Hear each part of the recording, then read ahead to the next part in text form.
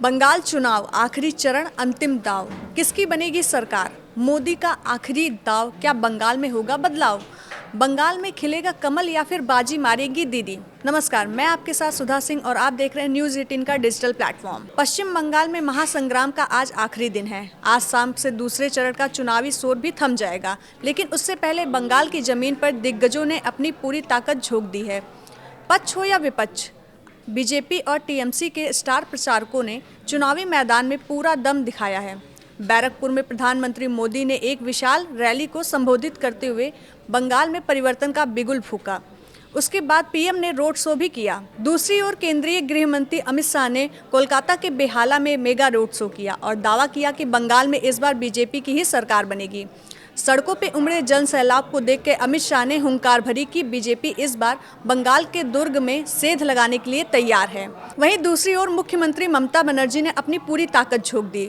दीदी ने ये दावा किया कि वो बंगाली अस्मिता के दम पर अपने किले की रक्षा करेंगी। तो आखिरी दिन धुआंधार प्रचार एक दूसरे पर पलटवार करते रहे, लिहाजा ये लड़ाई और दिलचस्प होता गया। क्या बीजेपी का अंतिम दांव काम आएगा या बंगाल में ममता का जादू बरकरार रहेगा? ये तो सुपर मंडे की सियासत का रिजल्ट ही बताएगा।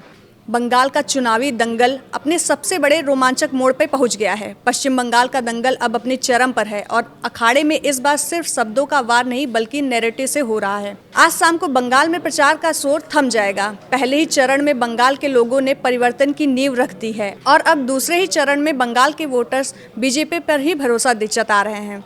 बैरकपुर की धरती में पीएम मोदी ने बंगाल की जनता को आज़ादी की गारंटी दी। बैरकपुर में पीएम मोदी ने हुंकार भरते हुए कहा कि अब 4 मई को सीधे बीजेपी सरकार के शपथ ग्रहण में ही आऊँगा।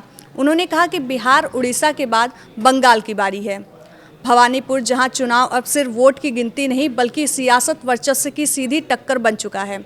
एक तरफ ममता बनर्जी का मजबूत किला तो दूसरी ओर शुभेंदु अधिकारी की खुली चुनौती, पदयात्रा बनाम रोड शो, भावना बनाम आक्रामकता।